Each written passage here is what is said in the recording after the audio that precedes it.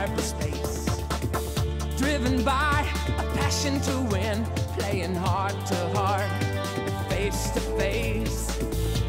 The challenge of a lifetime stands before us now. Beyond the game, through the portal into cyberspace, we have come to decide our fate. We're here to celebrate. Beyond the game, beyond the game. At last, the moment's at hand. All we need is to believe we can. We'll make our stand. Beyond the game, beyond the game, beyond the game, beyond the game, beyond the game, beyond the game. The world's cyber game. Beyond the game, beyond the game, beyond the game. The world's cyber game.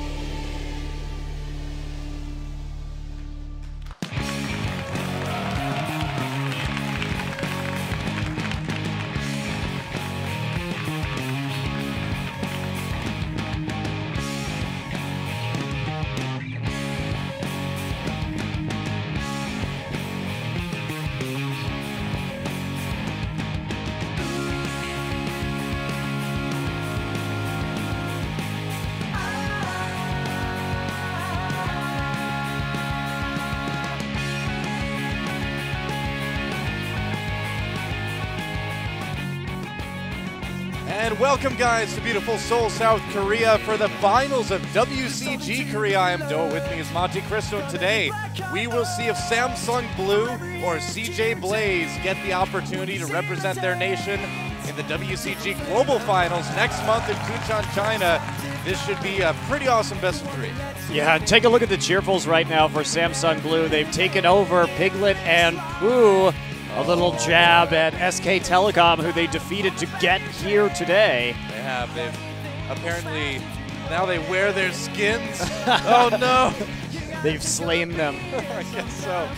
Well, there is CJ Blaze, and there, of course, is Flame on the end. Blue will have to go beyond the flame today. They do have to go beyond the flame. Beyond the flame.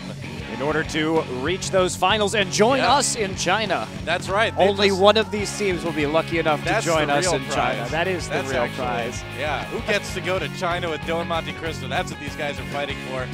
Obviously. It's going to be a great match, guys. It's going to be fun. Let's take a look at our tournament brackets so far. As you can see, 8 quite talented teams and some pretty shocking results. SK Telecom 2-0 CJ Frost, but then is 2-0'd in style by Samsung Blue. That was an insane match. We've had so many good games this week, actually.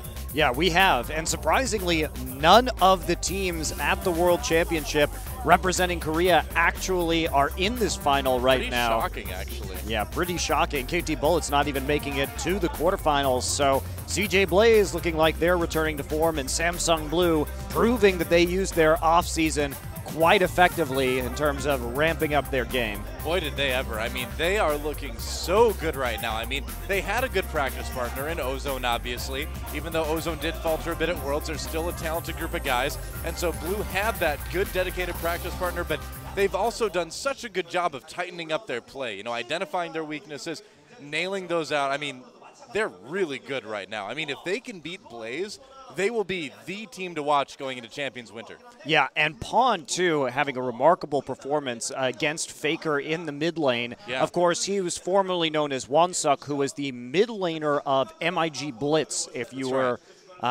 watching back in Champions Summer. So he's not a newcomer to the scene, but he certainly has leveled up his game. And I imagine we're going to see a lot of targeted bans at him today.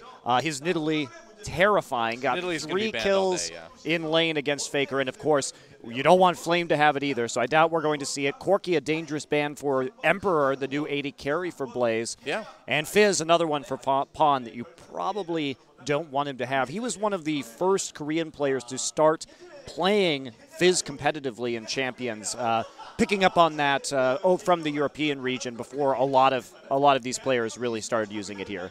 Yeah, that's right. I mean, we've seen a lot of other cool stuff like Jungle Aatrox making an appearance pretty regularly now in the Korean scene, and I think we're going to see a lot of contested Ezreal picks as well, you know, whether it's banned or first picked or something like that too. It's the rise of the Trinity Force, which also brings up Jax. I wonder if Jax is going to get through today. There's actually a lot of champions to consider going into this matchup. Yeah, I don't see the most point in terms of banning out Flame, but we'll see what exactly they decide to go for. I mean, we know that Flame will take that Shen pick whenever it's available. Of course, CJ Blaze, their bread and butter is the split push, and Flame has had some insane taunt flashes so far in this tournament. An absolute monster on that champion. He just has the best taunt mechanics of like any Shen I have ever seen. I true. mean, especially in team fights.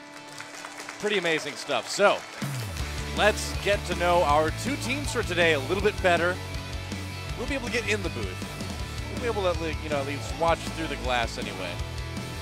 We'll know them from a distance. Like a mighty lion in a zoo or something.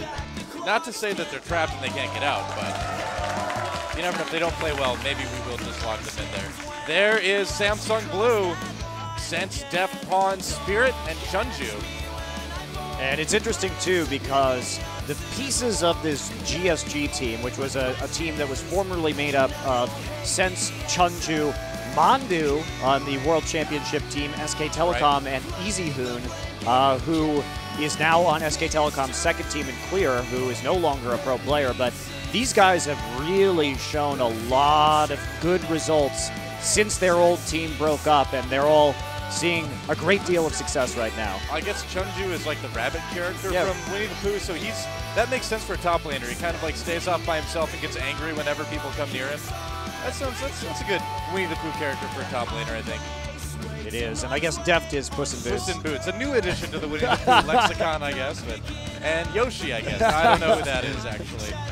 Who knows? Yeah, but Sense, of course, moving to support at the end of Champion Summer, he's really taken to that role, and seems to have been a good move for them. Spirit, a fearsome jungler so far in this WCG series. Yeah, and now on the other side of the studio, we take a look at what some people call one of the strongest teams right now after their recent resurgence. It's CJ Blaze, and man, if you want to talk about individual skill level, these guys are right near the top. That's right, and the new AD carry Emperor has put on a clinic here at WCG, and Daydream has injected a lot of early game power into the team as well. Given how aggressive he is, his pick of choice so far in this tournament has been that jungle Aatrox, starting with a couple of Doran's Blades and then building into an Aegis of the Legion. So he goes full tilt in the early game, and that's really dimensionalized Blaze's play, because we know them as really a sit back and wait for the late game team, and I think this is exactly the kind of player that they needed to shake things up a little bit, and they're looking absolutely fantastic. And even though in their first series against Najin Sword, it didn't seem like they had their shot calling together in a really complete way. It was a little sloppy, but they really came to play in their semifinal against Najin White Shield, and they looked like they were a much tighter team. So got to think they're going to be the favorites going in here, in spite of how well Samsung Blue has done so far. But it's going to be a great match tonight. Yeah, I would agree too. I mean, I think you do kind of have to give a little bit of a nod to Blaze as far as he's probably going to come out on top here. But then again, I mean, SK Telecom eliminated 2-0 by Blue, so we'll see. I mean, Shield yesterday was a team that we were really expecting a lot out of, and they didn't play badly yesterday, but they did get beaten fairly soundly by Blaze. So sometimes one best of three you can't really take a whole lot out of. So we will see what our results are for today. And just to reiterate again, it is a best of three. No best of fives just yet. That's how WCG does it. Well, we are moments away from getting into picks and bans for game number 1. I am really excited for this match. It is a great showcase of new guard versus old guard. It's so nice to see Samsung Blue doing well after struggling for many seasons in Champions. Not ever looking too strong, but for them to come in here and take out SK Telecom T1 is no small feat. And their sister team as well, MVP Ozone, and they had a win over the KT Bullets earlier in this tournament. So I think they've proven that they can really hang with the best. Well, we'll find out today for sure. Samsung Blue versus CJ Blaze, picks and bans for game number 1, and already 4 mid bans going down. Really worried about Pawn and Ambition. Yeah, they have to ban the Nidalee as the last here. So the question is, Yeah, there it is. are they going to try and take away the Shen pick here? And no, they want to grab Corki. Emperor has been dominating on that champion so far at WCG, but that'll hand over Daydream's champion of choice, Aatrox. Oh, and we may actually see the Annie taken a little bit early. They will, yeah, locking in Annie and Aatrox. We've seen Lustboy be able to kind of be his aggressive self that he always wanted to be in lane, and so no big shock that he's grabbing the Annie. Yeah, I'd like to see the Shen pick up here, yes, from Samsung Blue, because you know if they're going to pick an Annie that they're going for a 5v5 team fight composition, and so Shen gives you that split pushing ability and the ability to react to the 5v5 all-ins that Blaze wants to do. Exactly. So I think it's the perfect pick against Annie since it's up, since it's available. Now this will mean that Chunju won't get to play his Rumble, but again, like you said, they may not want to just go 5v5 versus 5v5 here. I wouldn't want to go 5v5 against Blaze. Yeah, I mean, I think this is a much better choice, at least for the moment, and Ambition locking in the early Gragas pickup as well. Wow, okay. Safe champion, got that disruption, and the Ezreal pick, pretty good here. Ezreal Annie is a great lane. Yeah, it gives you a lot of long-range poke potential, considering that Annie has one of the longer auto attacks in the game at 625. Yep. Not to mention just some of those early stuns. I mean, you can all in pretty hard. Now we have seen Leona. It's going to be, looks like a mid-Riven here. Yeah. Following in the footsteps of Faker. Now, Faker used the mid-Riven as a counter pick to Zed, so this is quite surprising to see it come out against Gragas, but since Gragas is a melee champion and Riven does have some good mobility in the laning phase, she may be able to dodge barrels. I am really excited to see how this works out. Yeah, I mean, it's kind of funny. The mid-Riven at Worlds was a good counter pick, but it was kind of like, oh, that's something we're not going to see very often. But here it is again today. And the Zyra locked in as well for Sense. Zyra, of course, considered one of the strongest support champions in the game right now. And there's that Jax pickup at the end for Flame. Flame is a devastatingly good Jax player. Always has been, and it will answer some of that Shen split pushing just a little bit. I'm concerned a little bit about the anti-synergy between Gragas and Annie here. CJ Blaze is going to have to be very careful about the order in which they use those, but as an experienced team fighting team, they should be able to pull it out just fine, but essentially a lot of high burst coming out of CJ Blaze, and they need to take out one or two people early on in these team fights with the Gragas-Annie combo. Yeah, and you can kind of play Gragas-Annie as sort of a pick combo too if you if you explosive cast someone into range of Annie's stuns. I mean, that is one of the difficulties of Annie is getting close enough to use your ability, so Gragas can help out with that in certain situations too, so we'll see. Better for picks, not so good in big team fights. And there's our lineup. Yeah, and Samsung Blue's roster here is pretty darn interesting. Riven does have some good roam potential, but it'll be really curious as to how they engage these team fights. Yeah, and that's what I'm going to be looking for on Blue. It's going to be exciting, guys. Here we go. Game number 1, Samsung Blue versus CJ Blaze. A best of 3 to decide who goes to the WCG Global Finals. The game is loading. I think it's time. Let's get in the game.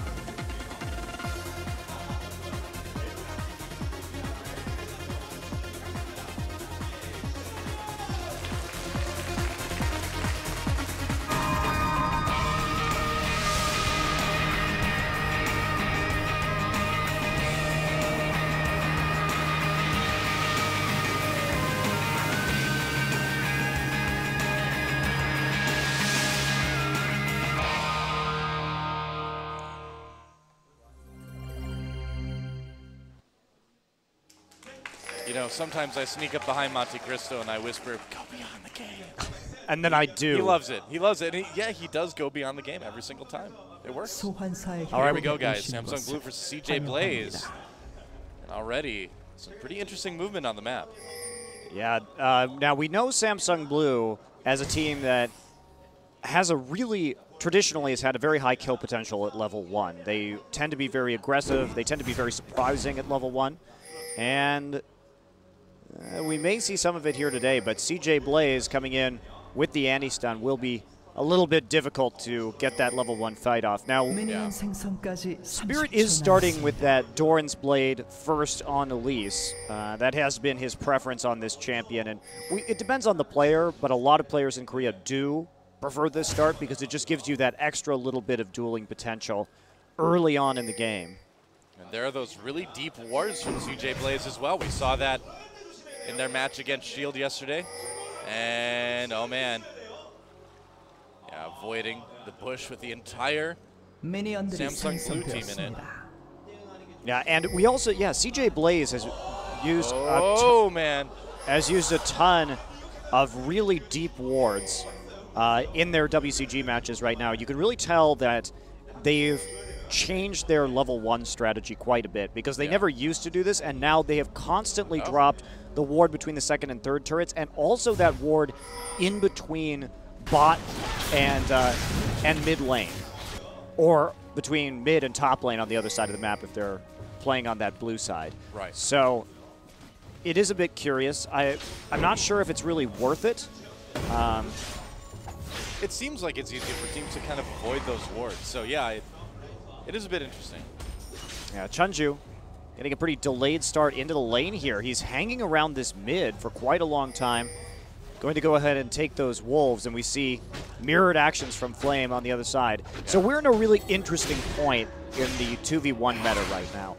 And with more and more junglers doing what Royal did at the World Championship in terms of having an early follow and sharing experience with their top lane, and then also having these top laners go very actively into taking jungle camps early on. And look at this, Sense is going to rotate up there to help out in this top lane, leaving Corki into a 1v1. Corki should be okay here. Of course, he's got great escapability and early burst, but this is an interesting adaptation and a new strategy that we're seeing from Samsung Blue right here. Yeah, it does free up Spirit to be a lot more mobile, too, and actually gank fairly early on. A lot of times you see the jungler wrapped up at okay, he was just here to ward, so he wards the Tri-Brush. They're concerned about the potential of an early Aatrox dive, and now Spirit going to head over to that lane and help clear out the wave. So now that's a pretty big blow to experience for the support player right there. Kidding. We'll have to see how well that turns out because it's a lot of lost time in lane. So he's going to have to be playing catch-up from now on. And it's a little bit dangerous to be that far behind in levels against an Annie support on the other side. She's going to have that level 6 a lot earlier, theoretically. Yeah, this is an interesting gamble from Samsung Blue. See how it works out. So yeah, as I was saying earlier, when we see these more jungle camps taken early, the jungle follows from the top laners, that is. And Ambition taking a chunk of damage right there. Yeah, has to use his flash, but Ignite used by Pawn, and he's actually just going to push Ambition right out of lane for now. Well, you'd think that the Riven matchup, when you actually stop and think about it, with the shield and the mobility to dodge those barrels, and Ambition going to have a hard time CSing theoretically in melee, it seems like on paper a pretty good matchup. You're probably not going to get that kill potential because he does have the body slam to get away. But all right, Daydream coming up though. Yeah, and he's not going to walk around through the Tri-Brush. Spirit, they're just waiting for him. We'll see if Lustboy can get in range for a possible stun here. Eating a spider, which I've been told is high in protein, but still something I don't really want to try that much. I have to say, I'm not too interested myself. Yeah. So what I was saying, I'm trying to get back to this point, but when you have these early follows, it's preying on the fact that duo lanes are piling minion waves instead of just going straight in. And so I'm wondering if eventually, the more people do this, we're going to see an actual meta shift where nobody there's piles. A stun on Chunju. Mystic shot right in there as well. A lot of damage put down on Chunju, but not enough, I think. Yeah, he's got the Doran's shield too. His sustain is just fine, and that's the first damage they've actually done to this turret. Yep. It's been kind of slow going so far for CJ Blaze in the top lane. Well, Spirit's done a good job of sitting there and making sure that his tower will stay up and functional. And he's actually up a level on Daydream too, because he's been soaking up some of that XP. Yes. Daydream thinking about coming down into mid. Yeah, it looks like Sense only lost a level by throwing down that ward, and so he should be doing okay. He will be able to catch up before anything terrible happens more than likely. Yep. And Daydream just going to let his presence be known as he heads down to the bot lane now. Or possibly back into the jungle for a little bit more farming. Meanwhile, Deft and Sense down in the bot lane, just doing all the farming they can. CS between the two AD carries basically even up right now. But here comes Daydream. Yeah, he's just there to provide some presence because right now you can see that the wave has been freezing, and Ambition on a pretty early roam right here. Yeah, this is something we haven't seen a lot from Ambition in the past, but he's 6. been doing This it is more very lately. dangerous. That's right. Here we go. They're coming in behind him. He's going to explosive cast. Oh, barely gets out with the Valkyrie. Sense very low, but it looks like the gank will fail. A lot of damage on the Flame. He has to back off. Leap striking away. That was some great reactions by Deft and Sense right there, both in terms of the Valkyrie and the Flash in order to avoid that. Now, on the other side of the map, we do see that Pawn's Riven is moving through the jungle, just creating some pressure right there. Lustboy actually flashing. Maybe thinking that Spirit was a little bit closer than he... Oh, that's really not good either, because now he's not going to have that same all-in potential when he hits 6. Yeah. Still a couple levels away, but he is going to hit that it looked before like Flash that goes looked up. like a mistake. It might have been, yeah. I don't think he was going to preemptively flash right there against a Riven. There's no need. You can't gap close that quickly. Yeah. A bit surprising. Meanwhile, Rumble in the jungle. Ambition trying to run right. Pawn comes in, and there's first blood. Ambition up to his old tricks, giving first blood to the enemy team. And meanwhile, oh, nice. Oh, wow, Proccing the passive on Daydream, not even having to use a summoner spell right there. Keeping his flash just with a nice flash Valk, or a nice Valk right there, rather. And now, I mean, this is a pretty solid advantage that Samsung Blue has managed to acquire, and they're going to get an opportunity here for a very early dragon. Yeah, they should be able to get this no problem.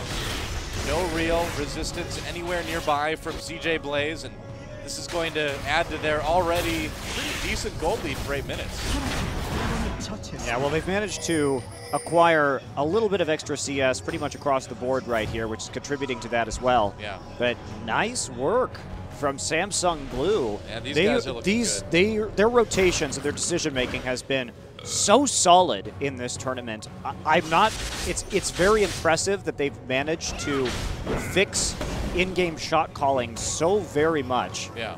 I wonder if by bringing Pawn into the team that he was kind of the missing piece that they really needed to make a lot of these decisions. Spirit as well, because we only saw 1 or 2 games with him at the very end of Champion Summer. Because previous to that, Sense was in the jungle and they had Flom on support. Right, quite possible. And they're going to give that blue buff over to Ambition, it looks like. Coming in for the kill on the Golem. And that's going to help him out a little bit. Yeah, Ambition's roaming quite heavily this game, which is probably the most effective way to play Gragas right now, just because his burst is so insane, especially at 6, but a lot of Gragas is also roaming before that. The other reason why it's great to roam with Gragas is if you have that flash up and you can use the body slam and then flash into somebody to guarantee that your slow hits. Pretty nice way to make sure that your team is going to get a kill. Yep. Very true. Well, the first turret goes down in favor of CJ Blaze. They got the early damage on it a little bit late, but ended up getting the turret. And Pawn has mobility boots. He went back very early to pick these up. So we'll have to see what he does with his map presence right now. The turret still at over 50% HP here for CJ Blaze. So they're going to be there probably in time to save it, but it's dropping quite rapidly at the moment. They are going to have to back off. They know that that rotation is incoming, but Ambition in trouble in the mid lane. Has to use his ultimate just to stay alive. And that's going to take away a lot of the roaming potential that he would have probably liked to have as he defends this mid lane turret now. All right, well, Spirit and Pawn making moves here towards that bot lane turret, but CJ Blaze all over it. They're not going to give that one up. Yeah. Spirit lurking in the bushes. And that turret is really low. They do have Daydream there as well. Yeah, Lustboy's 6, though. They have to be super careful about this. They do. Oh, the Cocoon on Ember. They lock him up twice. He has to flash away. There's Barry as well. And they're going to come down for the execute. Nice knockup. There's a stun as well onto Spirit. Deft in the back line. Sniver doing damage. Lustboy's very low. They actually do get a kill onto both Emperor and Lustboy. Deft makes it out by popping